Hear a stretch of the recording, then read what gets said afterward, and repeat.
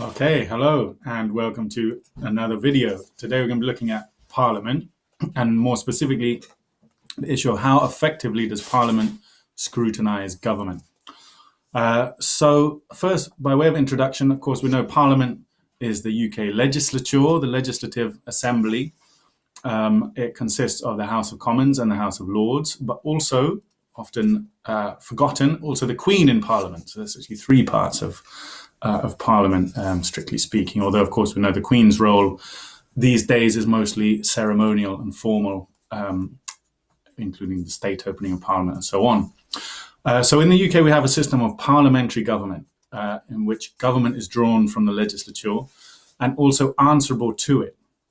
So when I say it's drawn from the legislature, we mean that actually all members of government are also simultaneously members of Parliament, either MPs or Lords. When Theresa May is appointing the 120 or so government ministers, she must choose people who are either members of the House of Commons or House of Lords.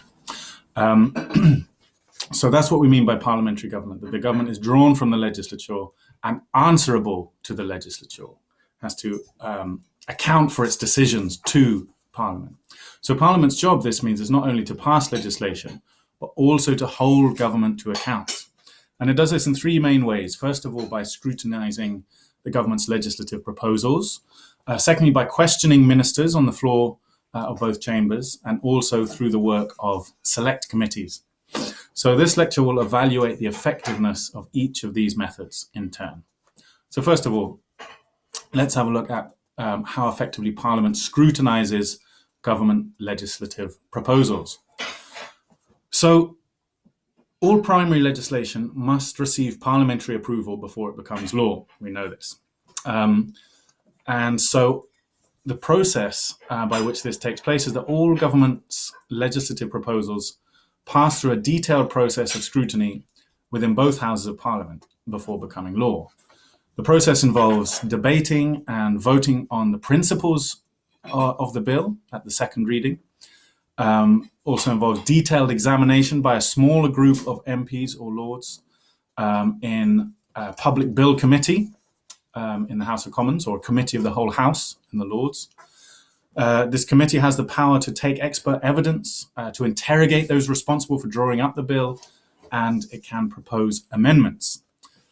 The House then votes on whether to accept the amendments from the committee stage during the so-called report stage, and then there's a third reading with a final debate and vote on the bill. The bill then goes through all the same stages in the other House. So if it started in the House of Commons, it then goes through all the same stages again in the Lords, or vice versa. And if it's amended in the second House, it then has to go back to the House it was originally proposed in for consideration of those amendments. And this process of the bill going back and forth can continue for some time in a process known as ping pong. So on the face of it, this seems like a pretty rigorous and thorough process of scrutiny. However, there are a number of factors which limit the effectiveness of this scrutiny. So first of all, the government's majority in the House of Commons generally allows them to push their legislative proposals through the House of Commons unamended. Legislative defeats for the government in the Commons are actually very rare, with Tony Blair, for example, lasting 8 years as Prime Minister before succumbing to his first Commons defeat. So long as the party whips are able to ensure that the government's backbenchers vote with the leadership, a governing party with a majority can be fairly confident that Parliament will, generally speaking, rubber stamp its proposals. Secondly, although the government does not have a majority in the House of Lords, no single party has a majority in the House of Lords. That's been the case ever since the Lords Reform of 1999. The government can ultimately use its Commons majority to override the Lords' opposition. Ultimately, the Parliament Act can be used to force through legislation against the Lords' objections, as happened, for example, with the 2004 fox hunting ban. And thirdly, the government's majority in the Commons ensures that it also has a majority in all the public bill committees, arguably making them little more than a rubber stamp for government proposals. So we can see a government with a majority in the Commons can usually rely on that majority to push its vote through the Commons, and it can always override the Lords if needs be. So this is a major weakness, perhaps, of Parliament's ability to scrutinise government. However, these limiting factors overlook a number of important points. Firstly, the government does not always have a Commons majority. Hung parliaments are becoming increasingly common, and Theresa May's government today, for example, is a minority government. So this means that it cannot guarantee getting its bills passed, even if her own party is united behind them. It also makes her vulnerable to defeat if even a small number of her own party's MPs vote against her proposals. And it means that the government does not have a majority on public bill committees anymore, giving them much greater independence and willingness to challenge government legislation. Secondly, the whips are not always able to deter rebellious MPs, and backbench rebellions are becoming increasingly common. The government faced a defeat, for example, on the Great Repeal Act, so-called, one of the Brexit bills, when 11 Conservative MPs rebelled to force the government to accept an amendment giving Parliament a say on any final Brexit deal with the EU. And thirdly, it's important to remember that Parliament influence government not only through rebellions, but also through the threat of rebellions. The mere threat of a rebellion may induce the government to retreat on its proposals before they even reach Parliament, as occurred with various proposed tax changes in 2008, 2012, and 2015. Thus, the mere fact that government must get its legislation past Parliament already influences what it risks putting forward. Anxious to avoid the humiliation of parliamentary defeat, a wise government will only make proposals it thinks have a chance of acceptance. So this can be seen as a kind of invisible yet significant parliamentary influence on government legislation. And finally, it's important not to downplay the influence of the House of Lords. The Lords' amendments are generally taken seriously by the government, partly because the government respects their expertise, and partly because it does not want to waste valuable parliamentary time on ping-pong between the two houses. Furthermore, a government defeat in the Lords, especially if it goes down well in the press, can embolden MPs to rebel when bills come back to the Commons.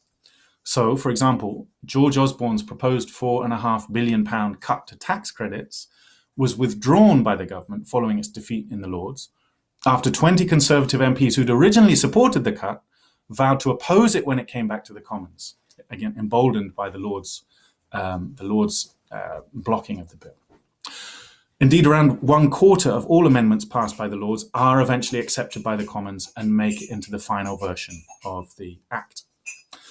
So to conclude this first section of the lecture, on the specific issue of scrutinising government legislation, it's clear that Parliament can be effective in scrutinising legislation.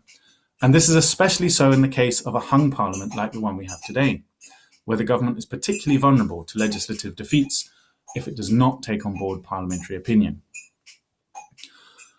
Another opportunity for parliamentary scrutiny is ministers' questions. Question time, as it's called.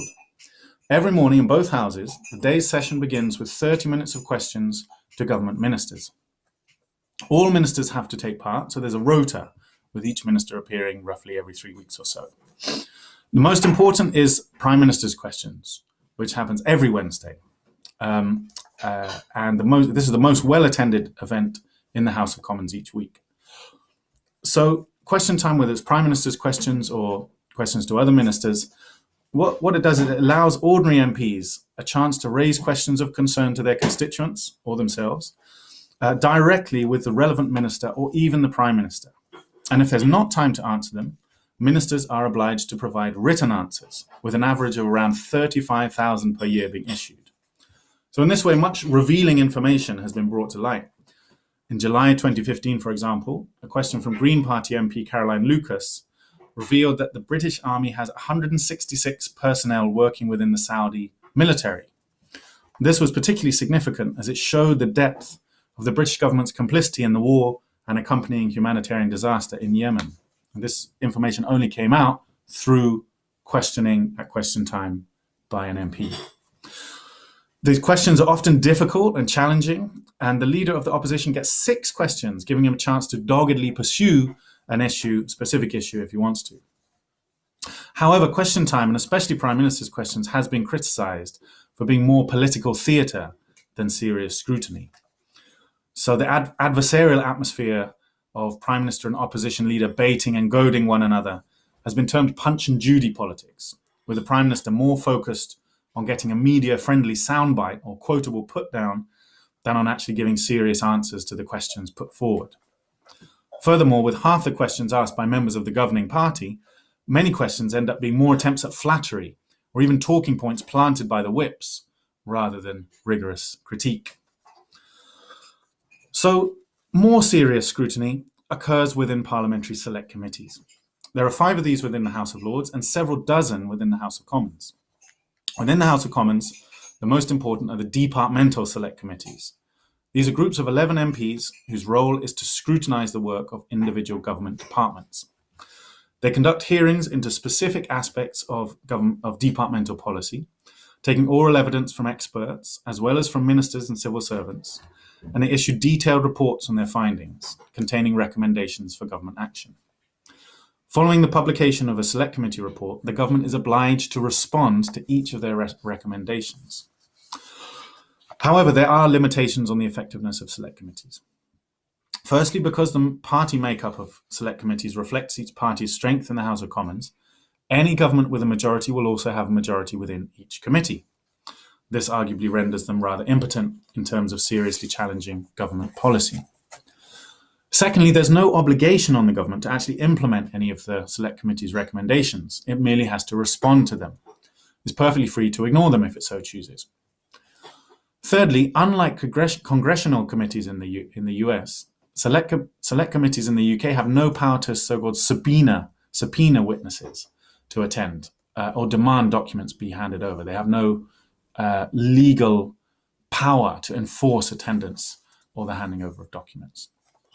But again, it's important not to overstate these limitations. Once more, it's worth pointing out that the government does not always have a majority and does not have one at present. This means that despite their attempts to avoid this, the government no longer has a majority of members on select committees, meaning it's not able to dominate proceedings as it once was. Furthermore, since 2010, select committees have become a lot more independent, with chairs and members now elected by MPs rather than being appointed by party whips as before. This has given them a lot more independence and led to more robust criticism of the government. Also, the negative publicity that results from a failure to attend means that in practice, witnesses and especially ministers are effectively required to attend, even if they're not legally obliged to do so. The media furore over the refusal of Sports Direct boss Mike Ashley to attend a hearing of the Business Committee eventually led him to show up, for example. So in practice, ministers pretty much always attend hearings when they're requested to do so. It would be not legally impossible, but politically very unwise for them to refuse to attend a committee hearing. Similarly, although the government are not legally obliged to implement select committee recommendations, in around 40% of cases they do so. This may be because, unlike the adversarial atmosphere of the Commons chamber, select committees have a reputation for collegiate, non-partisan and serious work, with members often serving on the same committee for decades, bringing a wealth of experience and authority to their reports, making it much harder for the government to ignore them or brush them off. And finally, select committees can have a really significant impact on the media narrative surrounding certain issues, and even can lead to criminal investigations.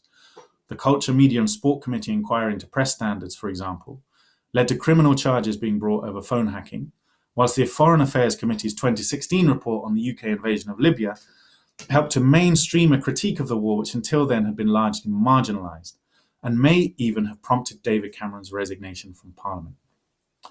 So in conclusion, I would argue that Parliament is able to do a decent job scrutinising government policy when it comes to domestic policy. Select committees in particular, but question time as well, shine a light on many areas of government activity and make it difficult for government to have secrets for long. Whilst these may not always be able to influence government policy, however, Parliament's role as a legislature ensures that Parliament does indeed have the final say on the government's legislative proposals.